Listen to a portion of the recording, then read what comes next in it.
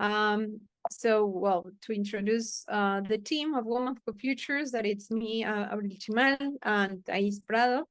And also, well, to remind you that this part of the sessions are a larger part of, well, it's something big, that it was an experiment that turned out to be something extremely big. And it was to create spaces to exchange, promote, and celebrate the work of women in futures and foresight. And the purpose is to showcase the diversity of approaches that women are taking in their work in the field, and reflect on how women's identities inform their practice, and find new ways of articulating feminist principles and gender issues in futures and foresight. We have an amazing lineup of speakers. Well, some of you already have experienced this. And we invite you for next week, that we will have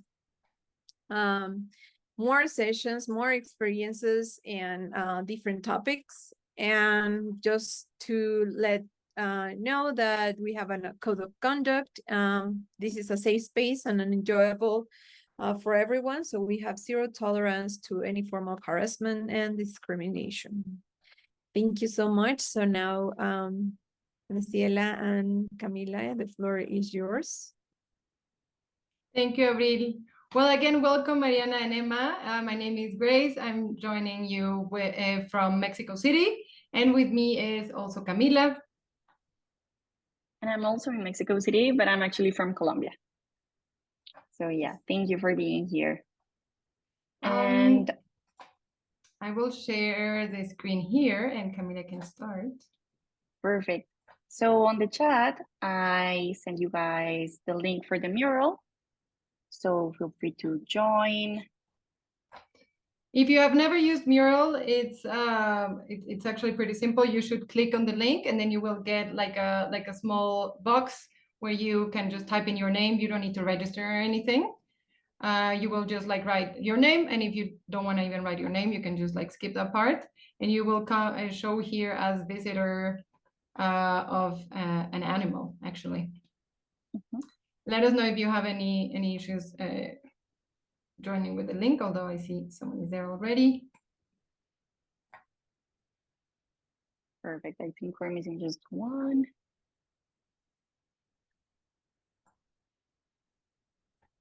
And while people join, the idea here is that you just pick a little circle and move it across the map, just drag it, and just select where are you based or where are you from, whatever you like. For example,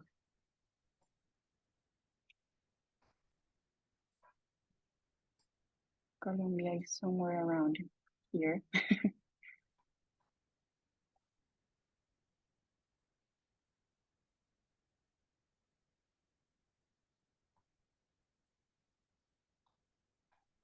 Good, good. And the second part is to select how experienced you are with futures or foresight in general. If you know something, if you feel like a beginner or an expert. For example, I'm somewhere around here.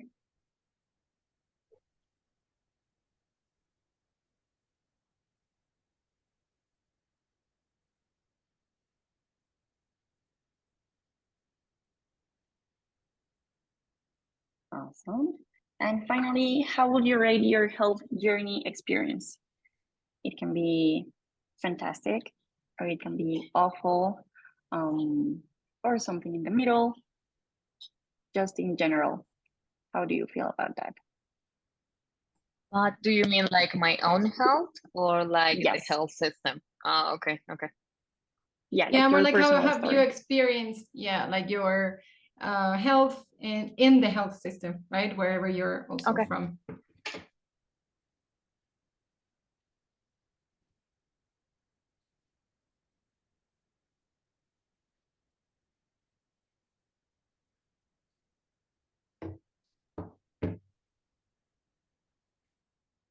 Oh, nice. I like that there is someone with like a happy face. Yeah. And there are two with like this. I love this emoji. It's just like, I don't know even what it's saying, but it's clearly something. It's something.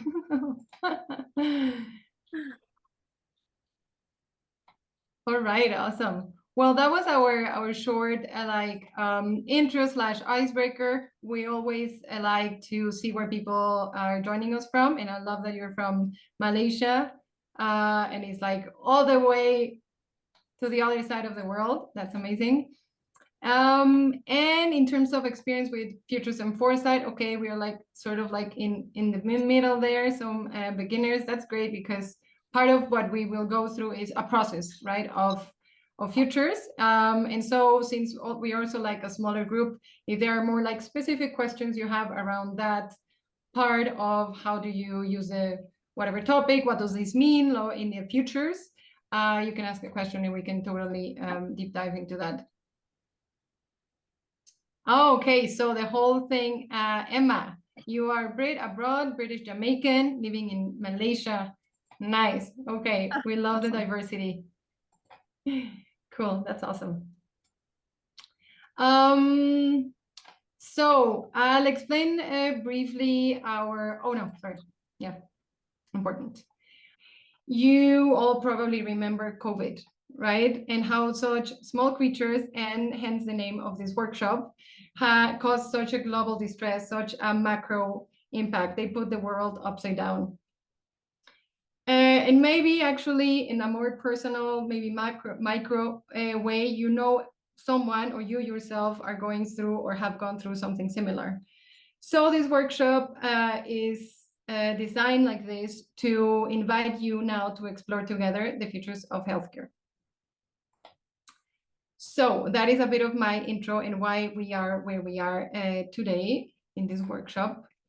And going back now to our board, I can tell you a bit more about the board. This board is the first prototype of a design futures game that we are designing, in which we're going to go through a whole design futures process. Let's say we're going to start with what is called scanning, and then we will even prototype a future, your preferred future. We will have around the whole thing around 80 minutes. Well, now a bit less than that. And we will show you a bit of the board. Just wondering, team, do we want to do one group or two?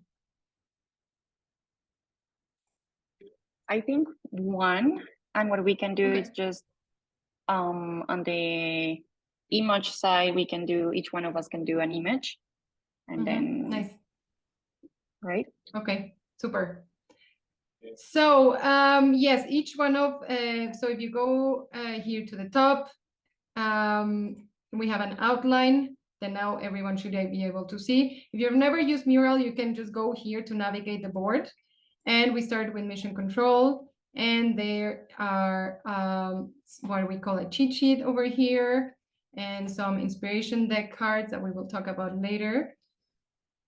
And then we have 4 teams. I think we will use one. So you can click here on the right to the shamans. So we are right now healers, and we are going to be, let's say, shamans, just for the purpose of this game, which doesn't necessarily mean anything for the theme. I mean, for the theme, it does mean everything, but it doesn't mean anything for the game itself right now. You will see what I mean. So we will go through what the game is all about. And since we're one team, we will stay here in the main room, right? So a design futures, just very briefly, a design futures process kind of begins with research, right? Like we research things that are called signals in the present that can point us towards different futures. And we, Camila and I, as a team, we kind of did all this part previously so that we could jump right in with you in this other creative part. But we will zoom into each one of the activities to explain a bit more. So the first step of any exploration around the futures or foresight is to really think about what it is that you want to explore, right? The world of future, the future of the world is way too big. And even when you narrow down to the futures of healthcare, it's actually quite broad still. So this part is called focal issue, and that means what area or theme do you want to explore within the topic of futures of healthcare. So we curated this a bit, and theme and sub-themes are given also the month we're in. It's around diagnosis, gender, power dynamics, and human interaction. The second really big and interesting part, step, let's say, from a design futures process is called scanning. And this first part is heavy on the research. So as I said before, it is a place where it is a moment where we are going to be looking into what are called signals of change, what is happening out there related to our focal issue. And so we can go kind of in detail here into each one of the signals. Signals can be found anywhere. We really like to scan on social media. So you can see a bunch of screenshots here from like Instagram, Twitter, TikTok, because this is a place where a lot of things are happening, right? Society's talking, they're saying things. And these things become the signals. And another detail here is that we utilize different frameworks for all this phase. A framework that is quite basic and used everywhere even is called Stiple or Pestle,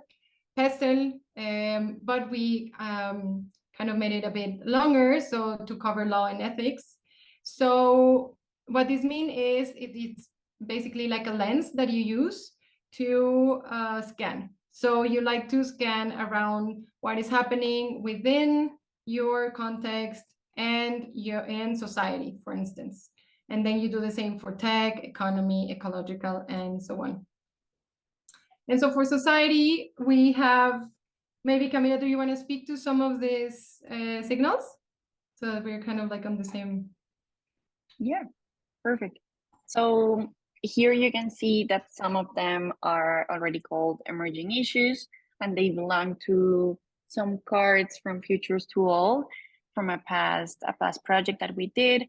But you also can find like mostly articles, or just like Grace said, social media screenshots. We also have some testimonies, and the idea here is to like the idea with the research was to find some things that are already happening, some changes that we are seeing in terms of, for example, in the ecological, what can we find here?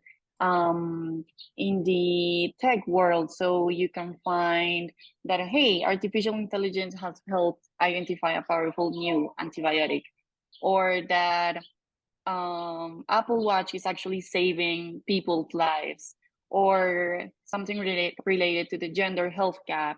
And if you click on each one of them, you'll find a hyperlink directly to the article or to the social media link. And yeah, we categorize everything, and these will serve as a base for what's coming next. Nice, thank you, Camila. So the third phase, let's call it sense making. And sense making is basically making sense or analyzing the data we had before, which are the signals. And the process we followed here was kind of like grouping or clustering the signals based on commonalities, right? And so we start seeing patterns of change that are called emerging issues. And we transfer those into these little circles here. Again, this first part of the right side of the circle is our activities that you also do participatory with whoever you want to play this with. But for this workshop, we did this for you because it's time consuming, right? Like we would, we've done workshops of like even 3 hours or a day or so, but this is research most of the times that you do in really weeks. No. So we have here like a very express scanning phase. And what we did, as I said before, we grouped them into these 4 like emerging issues, we call them, right? So based on the signals before, we created groups, and these are showing us how these changes are manifesting into the world. And so we have these 4. So on the one hand, we have tech is here to save us. Then we have female bodies and mind in discovery. Then we have discrimination and lack of interest in taking a toll on women and marginalized groups. And turning nature's creatures for diagnosis and treatment. So this is a process, again, that it's actually quite interesting. But we decided to keep these 4 here and let you pick which one do you want to use further.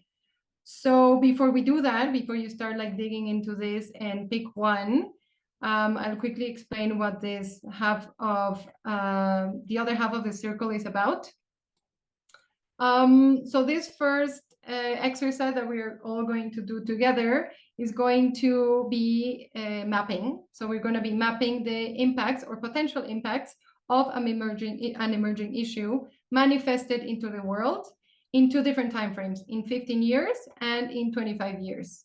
If any of you know, this is kind of an adaptation of a futures wheel, a method that is one of my favorites. But this one, again, is like a simplified version of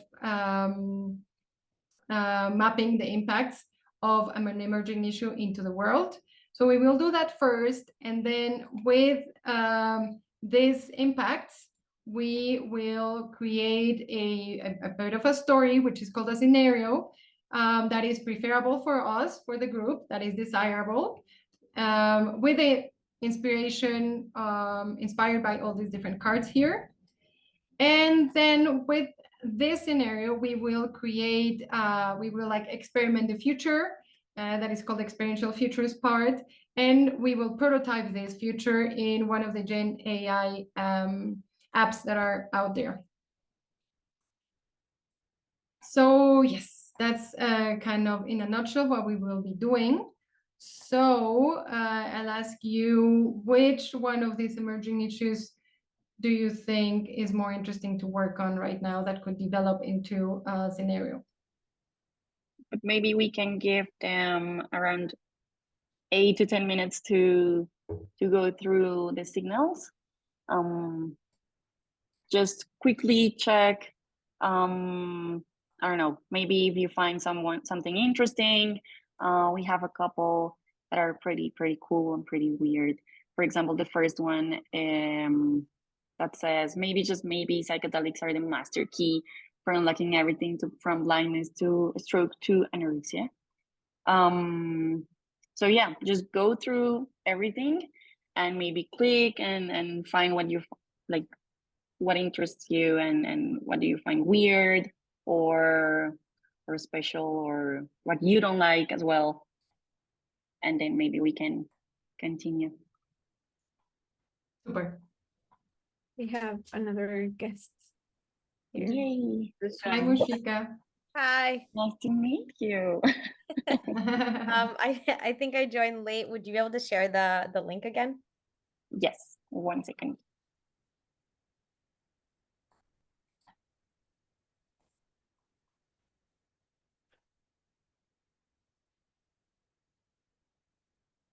A second. Yes. So Mushika, just to bring you up to speed, we are looking into the signals right now. Okay. And then we will start mapping the impacts of emerging issues. So just like browsing right now? Yeah. Okay, cool.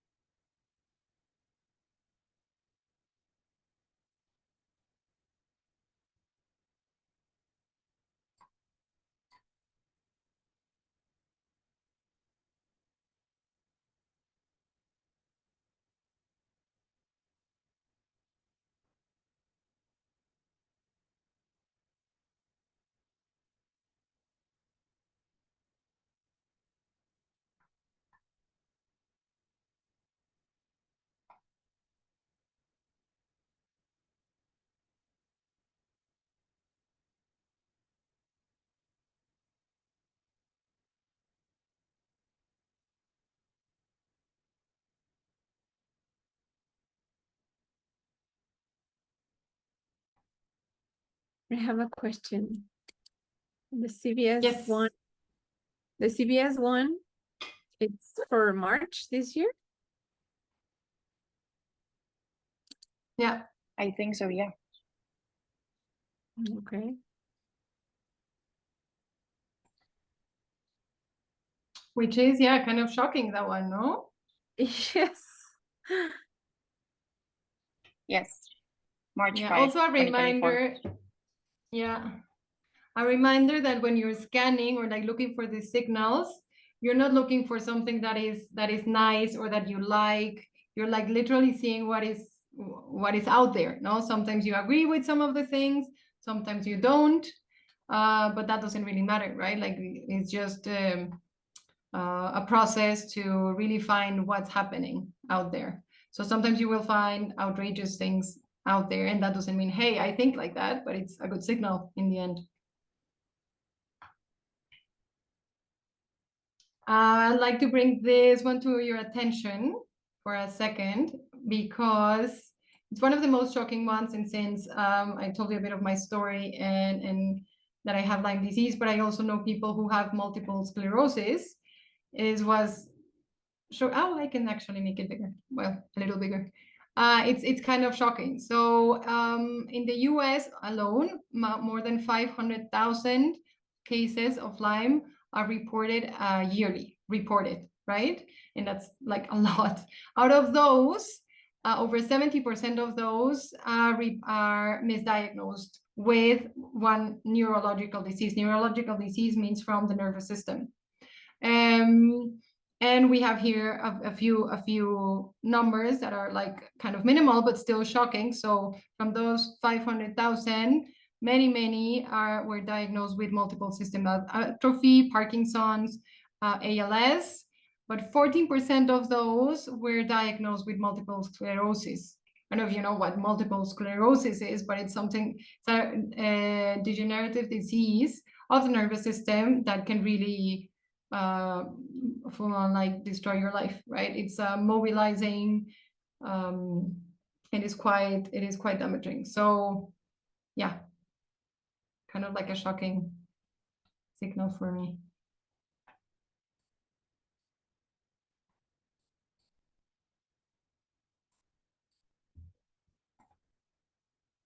Good. So have you gone through some of the signals? Yes. Nice. Okay, I think we can move on. So yeah, from all those signals, as I said before, we created these 4 groups, which are called emerging issues, and we will take one of these and continue the rest of the process, so the rest of the circle. Which one would you like to work on? Remember that we will see how this one is manifesting into the world. So if one of these circles were to happen, what does the world look like? And I don't know why this lock is always there. But here we are. Right? Okay. Now, do you have any preference? They all look really interesting. I mean, I want to follow all of them. I know, and in an ideal process, as you know, Muchika, you would actually map all of them, right? Oh. Yeah. I kind of were like to pick the one. like the female bodies and mind and discovery, and or the discrimination and lack of interest and its impact on marginalized communities. Yes, me too. That's really interesting. Okay. Okay, 2 votes. 3. Good, Mariana and Emma, what do you think? The same. I like the female bodies and mind discovery and also the discrimination, but I would prefer the first one, the female bodies and mind discovery. Okay. I'm really happy to go with either of those. I'm mostly going to be listening because it's really hard for me to participate. I'm really sorry. Okay, I'm no going to worries, be thank you. because it's so interesting. Okay, awesome. So let's do this one since it has like kind of like an extra vote. So what we would do with this one is kind of like put it here into this place, and we will map the impacts of this in the world, right? And so the way this goes, as said, this is like a simplified version of a futures wheel. And the idea is to really think, if today, 2024, the female bodies and mind in discovery is something that it's already happening, right? It's already manifesting into the world. How do you see the world in 15 years? And how do you see the world could be like in terms of society, technology? What are like maybe laws and politics, or how is the environment, or the economy?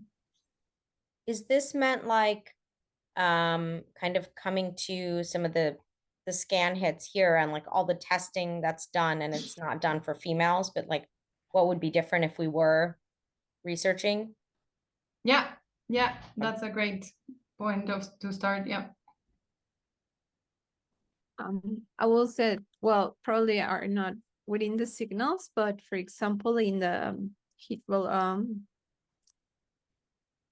textbooks, the womb, it's different.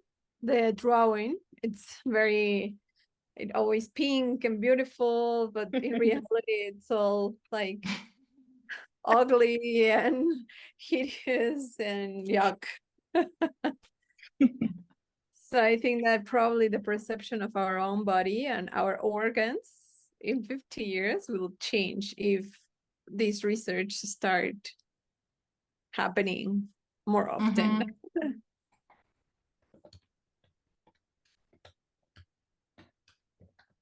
And do you think it would change to better, or? I think that at first will be shocking, or at least for me, it was shocking to see that image, like what that it's inside of me. I'm going to look for that image so you can see it. What that brings to my mind is like, how will that impact sort of our relationship to challenging emotions like disgust, you know, or shame or embarrassment or any of these things, like, because Abril, you were sharing like, okay, you know, how would we see our own organs, and like, will we have a more realistic view of it? But that also means that we have to like overcome or work with kind of like that disgust emotion that comes up.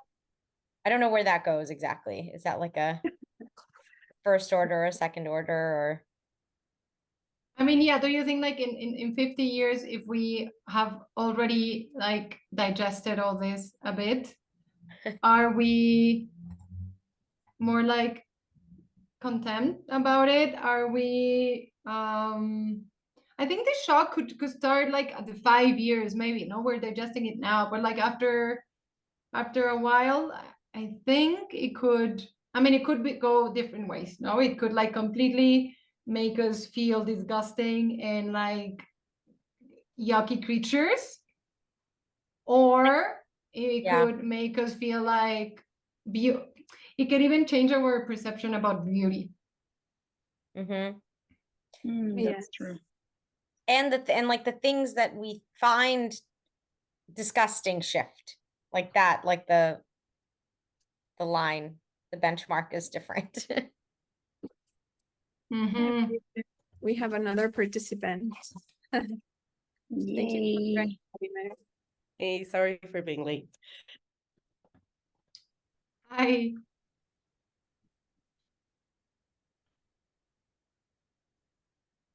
Okay. I mean, hopefully that if this happens, you know, we would have better women's health.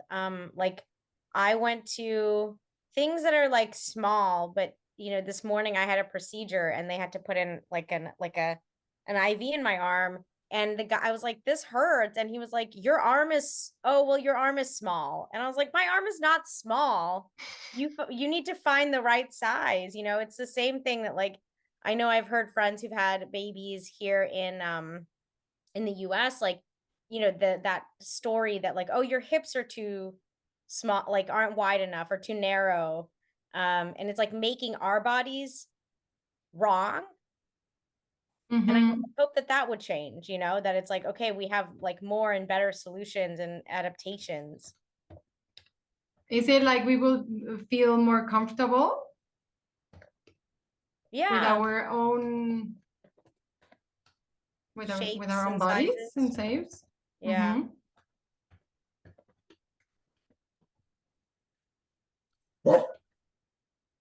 Mhm. Mhm. And also the system, like this is like how we feel, but also related to what you're saying, Mushika, I think it would also change the system itself, right? Or like the, I mean, this is 15 years. If today female bodies and mind are already in discovery, what like procedures would be more female friendly, Yeah. treatments? And that is related to the signal I showed you, I think, this morning, which is about actually doctors are using real menstrual blood to test menstrual like tampons and everything, like Pads. up until this No. year, pads. Yes. I think it's this one. That one. Up until this year, like that's insane. Before they were using just like water or whatever random Colored water. liquid. Mhm. Yes. Yeah. The blue one. Yeah. That's insane. Exactly. So yeah, procedures, and I think maybe like just female stuff, like everything will be more friendly for us. Emma just add a comment. Could we add Mhm. health systems that are better able to deal with the full gamut of the female and gender diverse experience to ensure that a female is not treated as a homogeneous group? Mhm. We'd start There to would see be that breaking down even more, like more nuance. Yeah, I think it could have definitely like another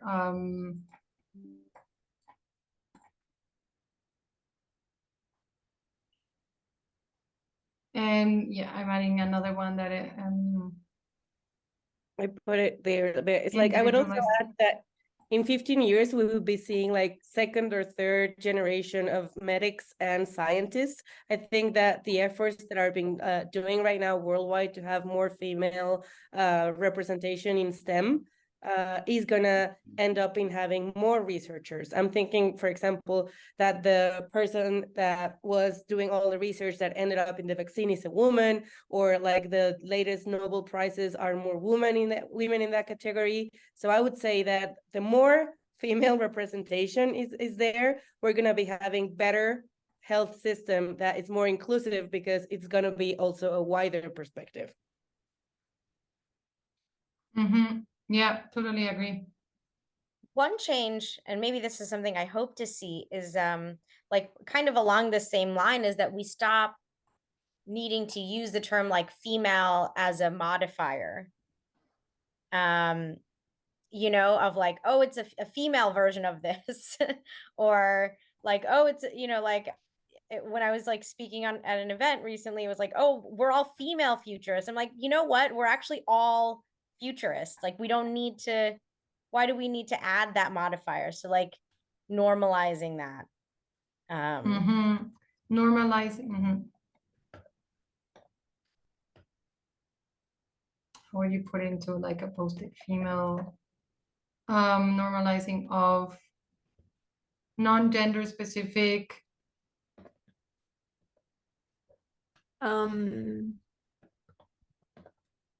terms. Now that Miguel is here, probably I'm going to give like general context.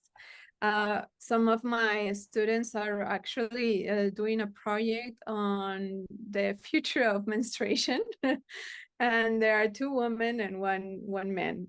And it was interesting to see what is like the relation from men. Oh, if you can give very quickly, Miguel, the context. I know, I was referring a real to that project, to that topic. Okay, yeah. So when they were researching, it was like that now the new generation of men, like for example yourself, are more aware of, like, for example, bringing to your partner like the cares that are needed, that you are more aware of their physiognomy and what does that entails. And they're actually, like, their project is that they created a product because sorry for the sorry. Dogs barking, no worries, sorry. That's taking over. They created a product because the women are using like a fertilizer. How do you say it? Like Fertility. No, like a spray for plants. Oh, fertilizer. Fertilizer for plants. So that is the product. So I don't know what, like, it's the relationship between to be aware as a woman and also to be aware as a woman nowadays. Yeah, okay, nice.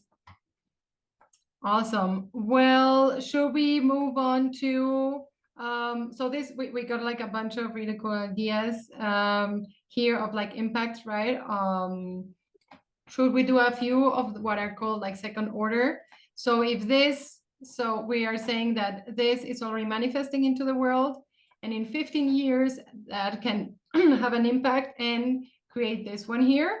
So what would be the impact of the impact, right? So in 15 years, which is 2040, more or less, if our perception of our own bodies were shock is making us feel like shocked, or the perception of beauty changes per se, what can we see maybe in society? What could be the impact in society, in the economy, beauty products? I'm thinking, like, could this impact what beauty products are out there, whether we use beauty products in the first place?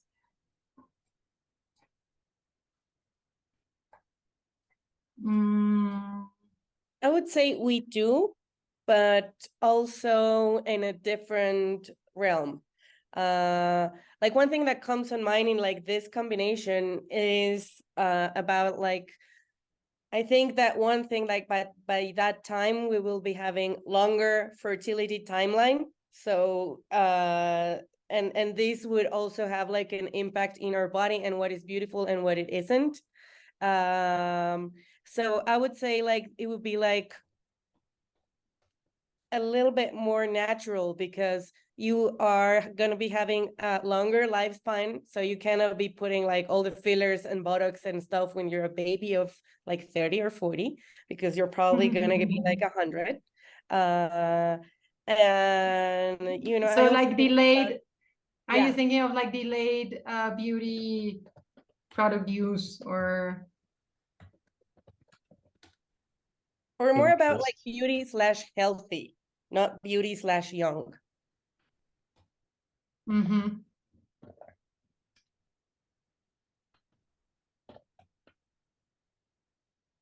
Nice.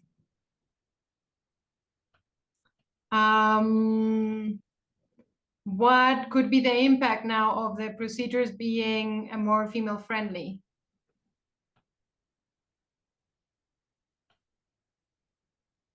Or that females would feel more comfortable with our own body shapes and sizes? Yes, Mariana. I think that more like women will feel comfortable going to the doctor, because from my experience that because of some trauma and so on my body, I prefer not to go to the doctor because the procedures are not friendly at all. And I know that is a big risk for my health because I'm just assuming that everything is like working correctly. But yeah, it's a big risk for my future health. So I think that will be, yes, more accessible, I like it, yeah. I guess. Okay, that's another one though. Do you think like this would make a healthcare more accessible? Yes, and more like friendly, and maybe like women will be more aware of their own body. So like we will be more informed if we have like a diagnosis or something that maybe we can just question, just, yes, like avoiding just taking a lot of meds, and be more informed, taking more informed decisions on our health. I Yes. love that. Emma Nice. says, decrease time to diagnosis, medical staff relief, and act on symptoms at first presentation.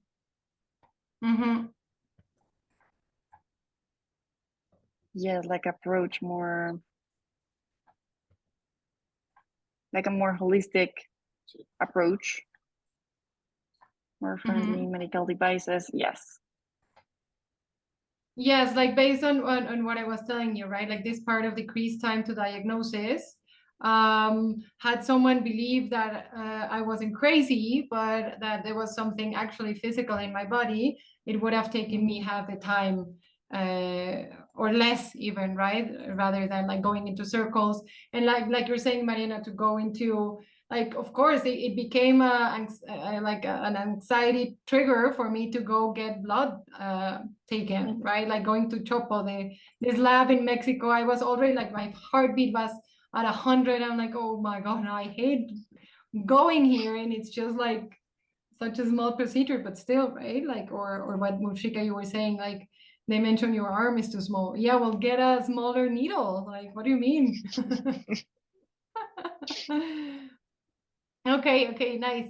So this is like the second order, and I would like to go further ahead in time, which is 25 years, and it's like closer to 2050, let's say. What do we think this could lead us to in 25 years, right? Healthcare being more accessible, or women liking to go to the doctor, or women being more informed and questioning treatments, and even decreased time to diagnosis, all that. Like, do we think this could have like an impact in society, at work, or in the economy, or the environment? Like, I would say, like, I'm not sure if this would be like better, like, preferable or not, but I would see an increase in women, in female population, considering the fact that right now, even with our healthcare system, we are statistically older than men. So if we actually have like better diagnose and stop diseases earlier and things like that, I think, like, I imagine like a council of wiser female, older females running or making certain decisions in society and community, which for me would be positive. But with that said, with the last, following that part, and also the last thing that you said, Grace, about mental health. For example, right now, for a woman to be diagnosed with ADHD or with autism, I was diagnosed until I was my entering my 30s, because otherwise it was not, because mental health in general, it's only tested with men. So that's why it's very the symptoms with women are totally different, because often are related to the hormonal cycle. So that's why it's more complicated to get diagnosed with ADHD, well, any neurodivergent diagnosis. But do you think that would mean like healthier minds, like less diagnosis overall, because like people in general are feeling more taken care of, better experience? Yes, probably will be more, yeah, we will be happier, probably. More aware of our bodies. Okay, I like this, and I like to take away the comment, and before we move on to the next activity, because I think we are now like running a bit out of time. But Miguel, what do you think could be the I love the happier, empowered, less anxiety. Nice. Yeah, I would add, like, if women or people in general have more knowledge, information, and tools to reduce that uncertainty of what's going on in my body, there will probably be less anxiety, like a society that can diagnose, like, very quickly different health problems. So I would think that anxiety becomes less less an issue in this sense.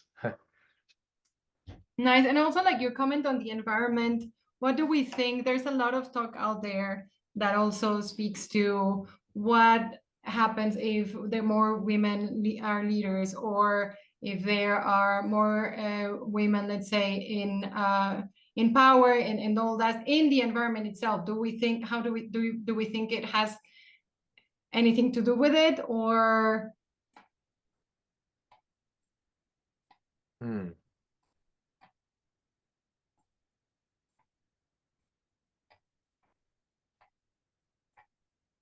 Like, I wonder, maybe there is like, Okay, Emma is saying it feels like there are so many positive downstream benefits from a less anxious society, an ability to turn and focus outwards and deal with the many crises in our world. Oh, I love that. Yeah, so we're not so preoccupied with our own anxiety, so we can take care of the health of the planet, maybe. This, yeah, the health of the planet.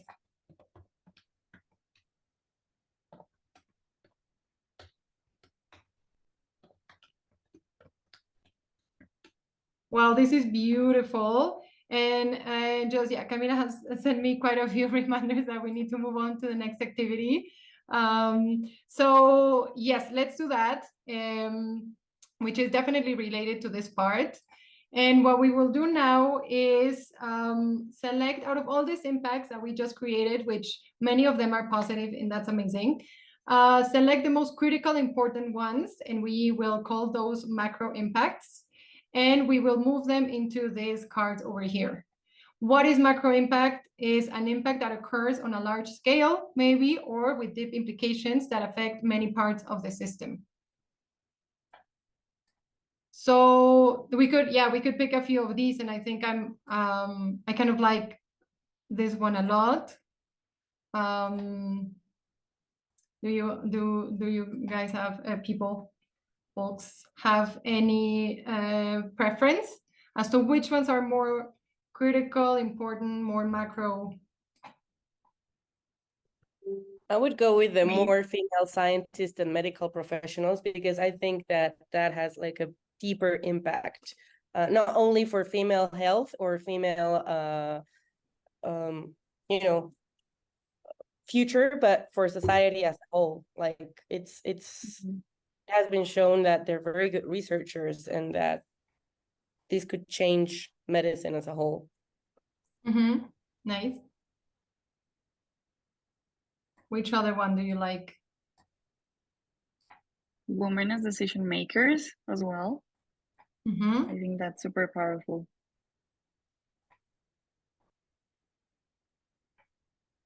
Nice. I think I would like to circle this one that was last said by Emma. Time and energy to take care of the planet. Any other votes out there? I think I don't know if this is a macro impact, but the longer fertility periods, I feel like, have a lot of implications to it that we didn't necessarily unpack, but maybe adding that. Nice. We will be now like elephants. What? Elephants take, I don't know, like 2 years. How many years? It's the Gestation period? Yes, the gestation period. It's very long. Oh my God. But then it's also a difference, that would make a societal difference. I agree with you, Mushfika, because it's like right now we are used to like having our parents being like old, and grandparents and stuff. But if we're having kids as like 50 or 60, then that human being is going to be like 30 tops. Well, there's so much like research going on right now around like longevity. Everyone wants to live longer. And I don't actually know of, are we also working on how can we like extend fertility so that, okay, that means then, that combines with more women getting into all these other fields and taking leadership positions. And then like, right now the only solution is to freeze your eggs, maybe. But other than that, like, how can we actually, you know, what if we could change our bodies as well, as long as we're living longer, to actually shift that? I mean, whether we want to or not, that's a different question, but, and yeah.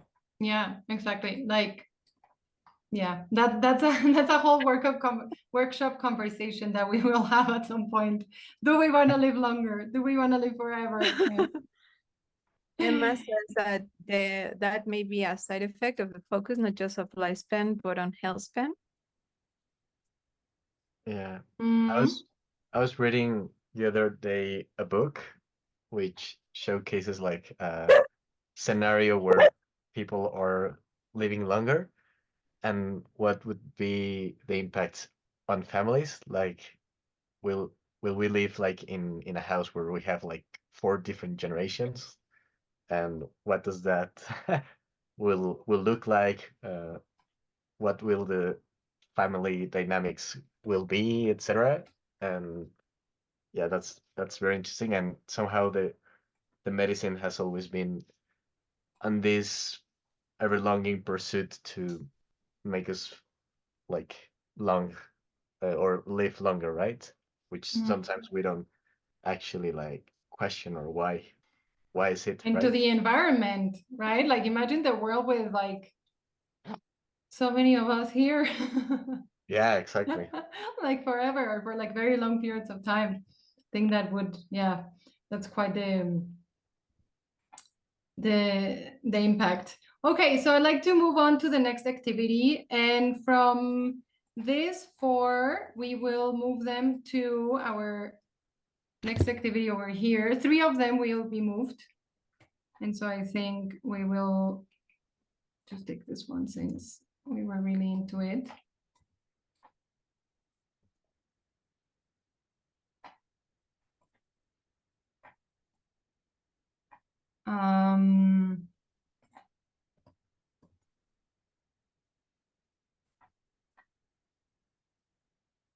But before that, something Before is that, happening. yes, some technical difficulties are happening. Give me just 1 second. I'll just steal this.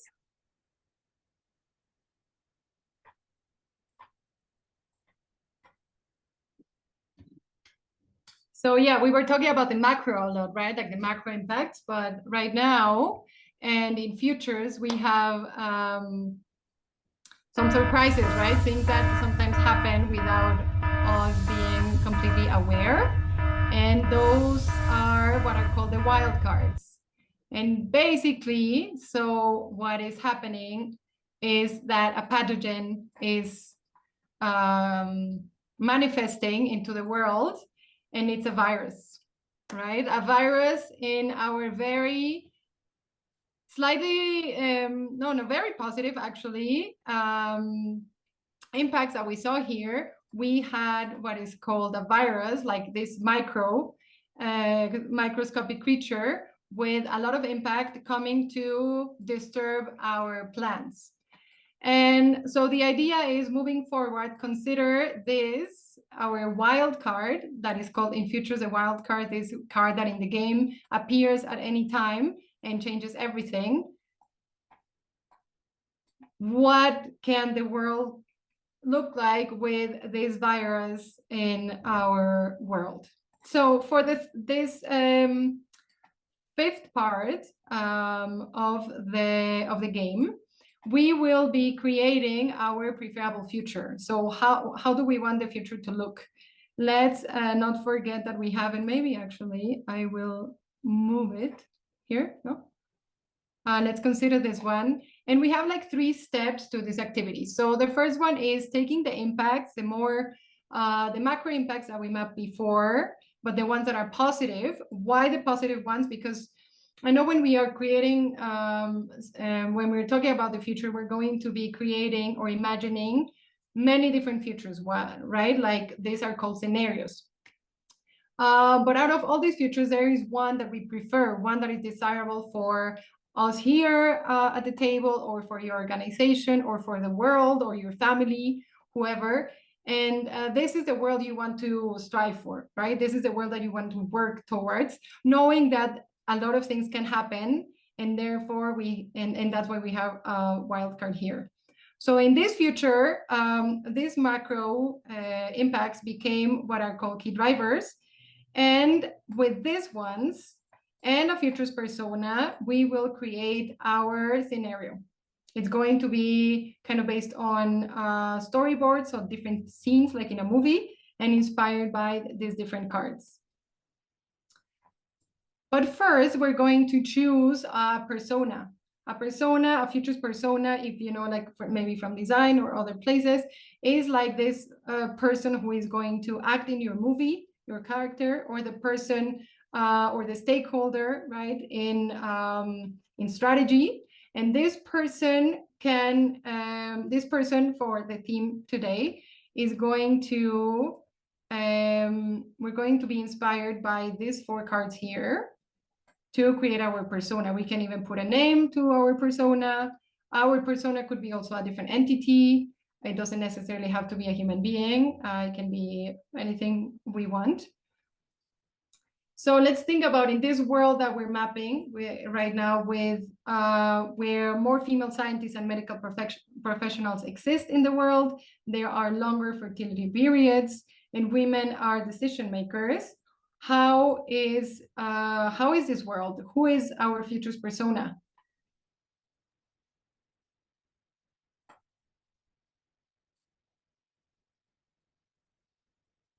I would love to be seeing, you know, like a female scientist from Africa combining not only like, or even challenging, like white medicine and saying like, no, you're doing it all wrong, and this is the best way to tackle this virus with quite a different perspective than what we have been used to. Okay, nice. What do you all think about it? I like it. I like the way to challenge Western medicine, Western perspective of our health.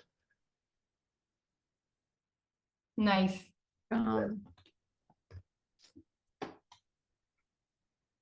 So what else? How is she like?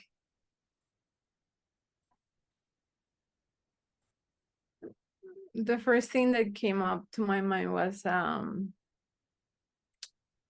Maria Sabina. And more like a shamana.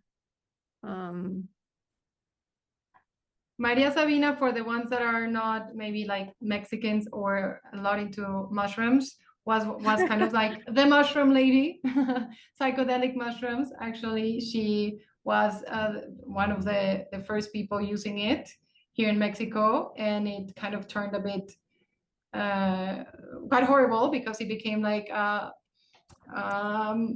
lot of foreigners started coming to Mexico to get treated, but it got out of control, and so Maria Sabina was later on killed. But she was a very wise like chamana, no, like this person who could really like know who you are from like when you come through the door. No, this person that knows like different dimensions to say, you know, like different realities. So yeah, like a Maria Sabina, the vibes and the energy. Okay, nice. And what is her name? Do we want to steal Maria Sabina's name, or should we name her something more local? No, like if she's from somewhere in Africa. That's true. Maybe she. What would be a more African-like name?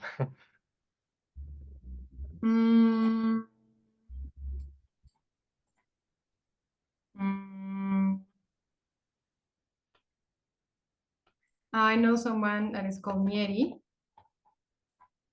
So maybe that's her name.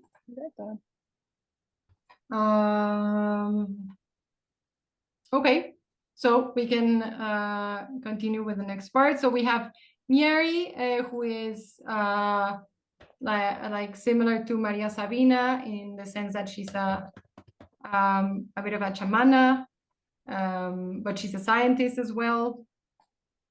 So did she go through academia, or was she more like life studied?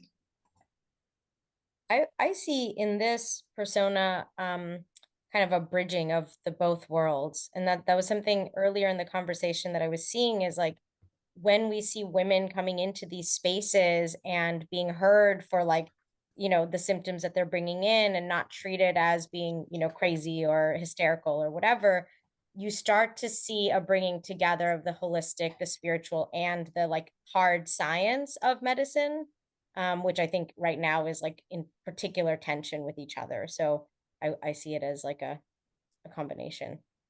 Okay, nice. I love that.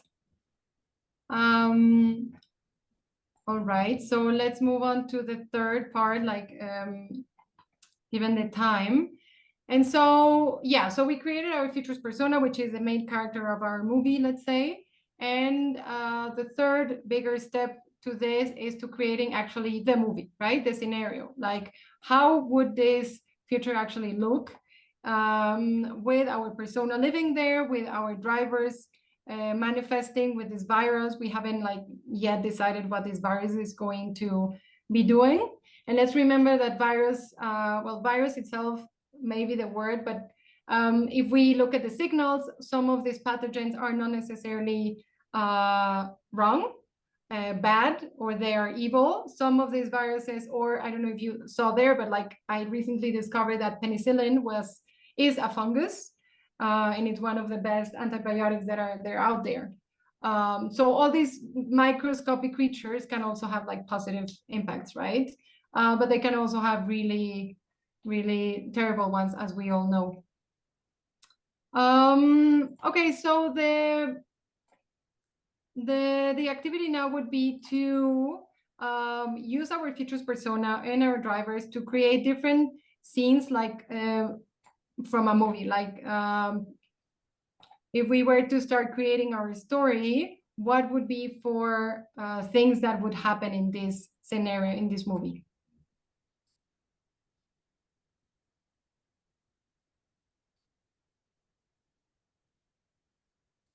I'm thinking like this story may be about the path that this woman took into the medical how to say trajectory. Like how does she started integrating different perspectives around medicine, etc. And how do you imagine it? Like if we were to, yeah, like if you can put it like into an image.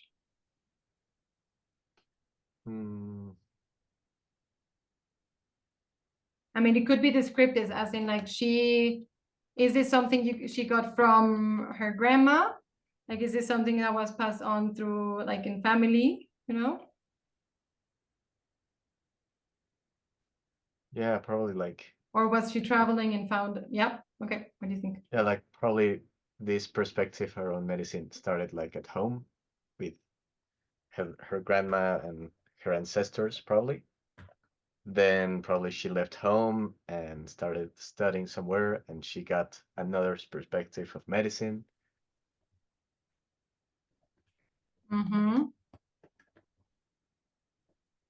Then maybe he or she travels the world and discovers other ways. Earlier they were mentioning about like the hormonal cycle has like 4 stages of woman. So probably now we are more aware of those 4 stages, and we can probably track what are the diseases that we might have depending on the mood or the state that you are in, depending on the period. I think to identify. Also, like we connected, we somehow are synced with our cycle. Yes.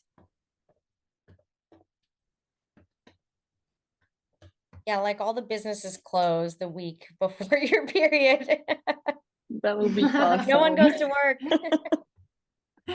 I love it. I love it. No one goes to work on period days. They do that a lot in small towns in Colombia. Like, after, for example, in the like hot places, like I don't know, near to the beach or something. Like they take around 3 hours for lunch. Like no one is working because it's so hot that no one can work literally. And that's super nice. And someone that comes from the city is like, what? Why aren't you working, mate? But yeah. I love it. I love it. This is very cool.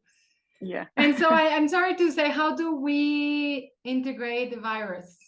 So let's remember that we were building our very happy world here, but that virus just landed on all of us. What happened there? Do we think it's like an extension of COVID? Let's remember this is 2050.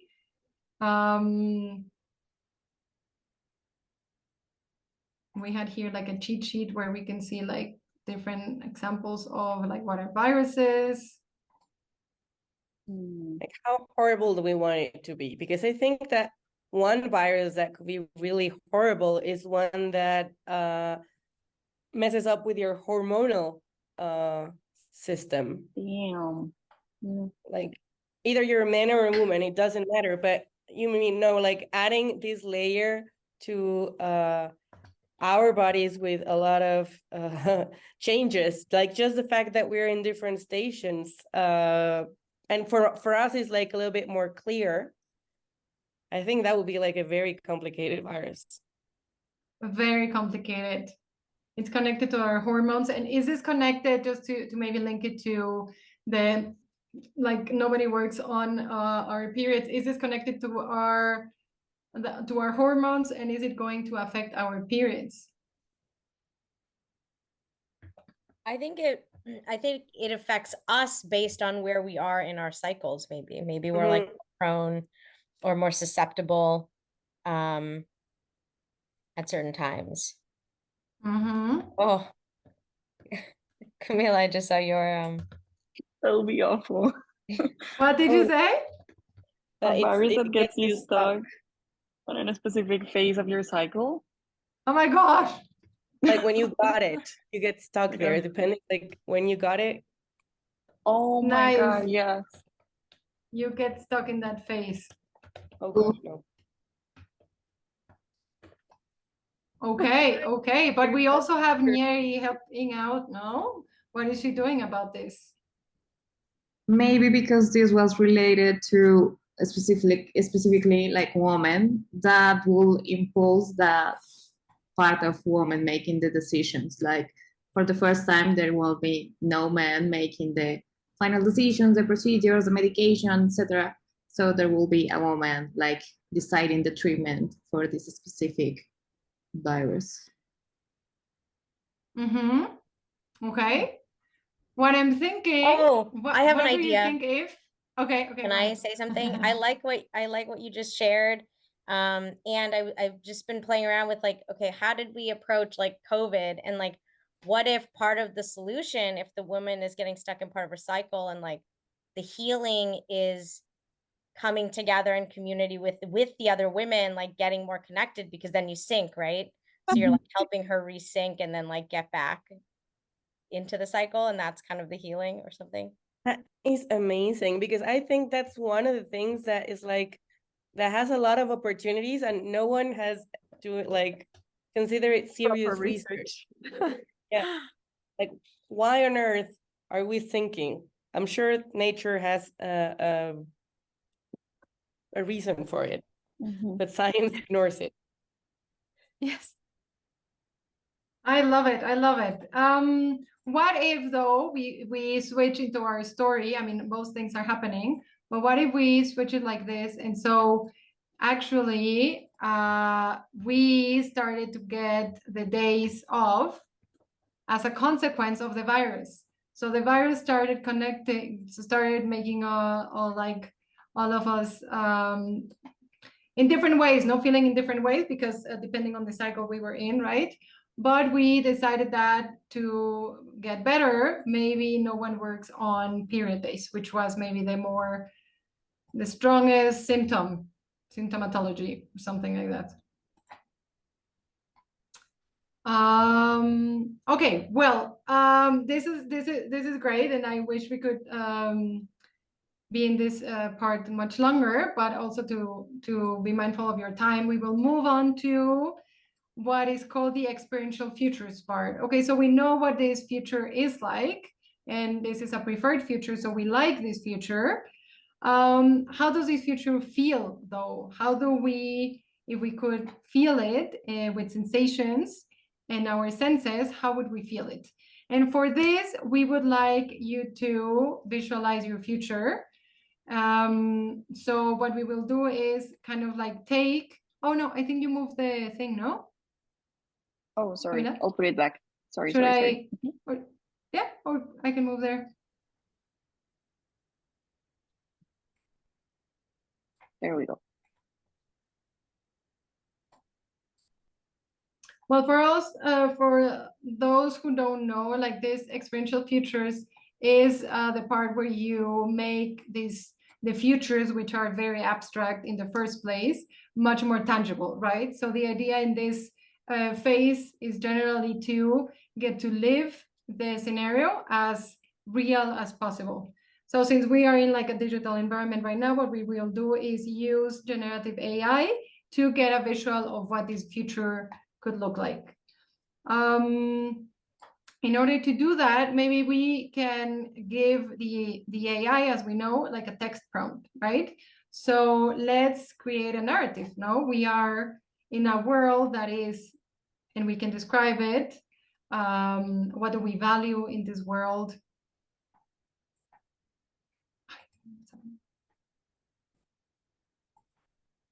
So how is this world that we just created?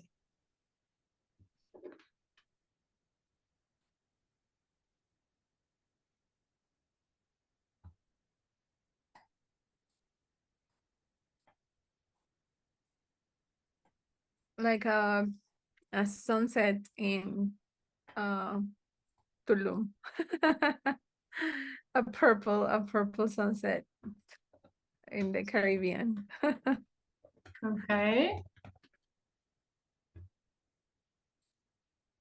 Okay. How else is this world? I would say like it's a slow world. Yeah, Right. There's sure. no anxiety. There's no stress. It's a cyclical world. Nice. A slow cyclical world.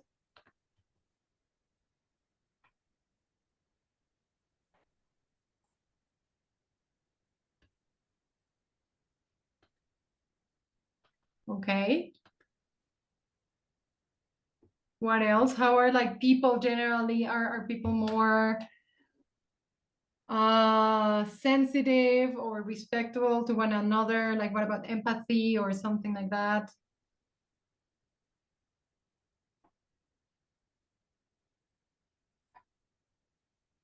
Like if it's slow, are we happier? I don't know if happiness is a measure in this world. I think it's like I would say it's a more understanding world.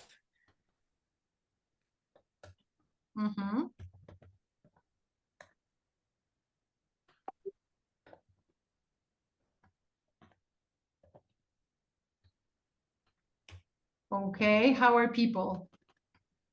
And what do we value? Thank you so much, Emma, for coming. Bye, Emma. Thank you. See you next week. You more empathetic, more caring. Okay, nice. And what do we value in this world?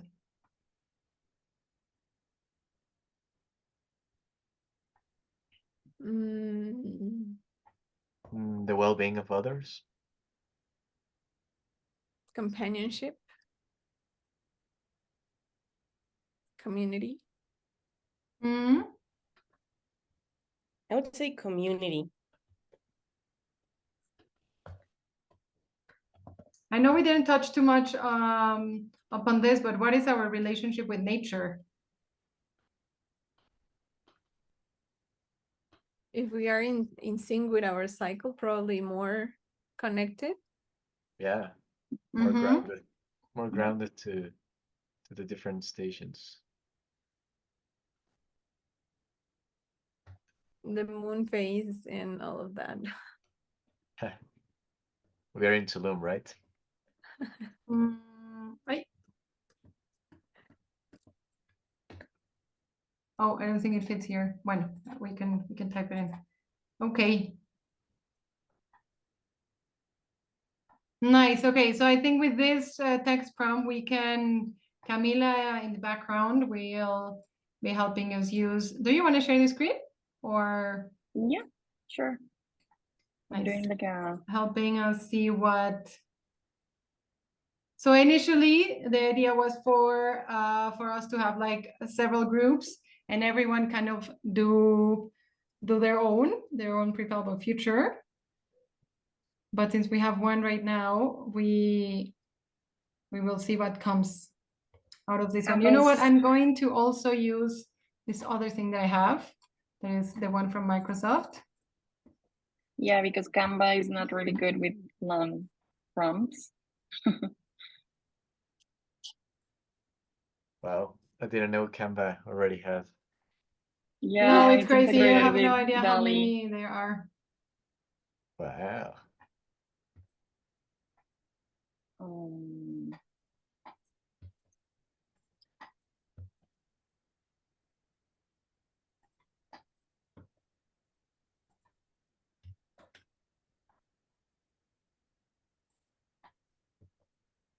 Hmm.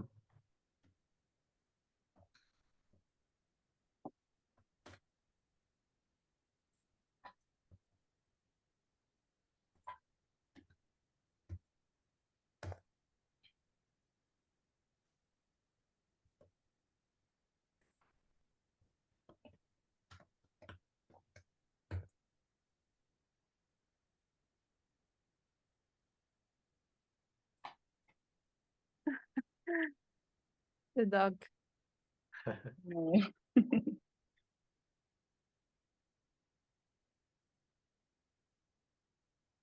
Wow, but I like how abstract it is. Yeah. I like abstraction. Well, I'll share also the one I put here into Copilot. It's very purple. Oh, oh. Green, this one. Hmm. Yeah, so with the text, we can see the limitations of the AI.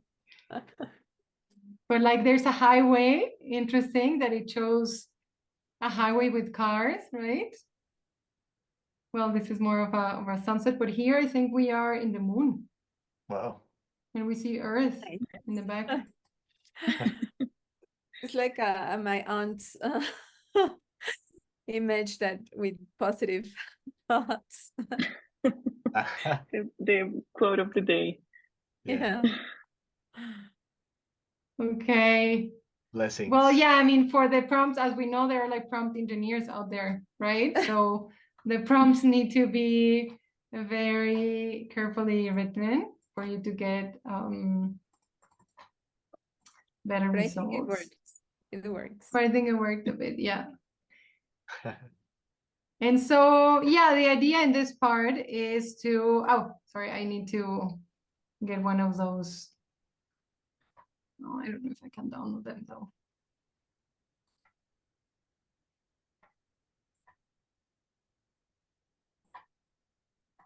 Let me see.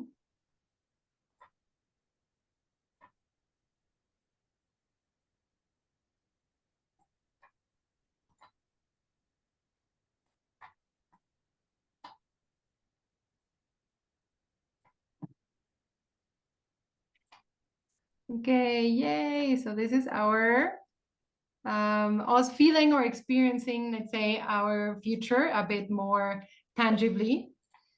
And the idea of this whole workshop was to kind of like finish with a conversation around how can we fit all the images of the different groups or the different people into one that is called the future of futures, right? And I know we don't have more, but I kind of like wanted to touch on this just to say that let's remember that when we do participatory futures, we are doing that in the end with a group of people. As even if we want to do it really broad, it ends up being like a future from that particular group of people you created.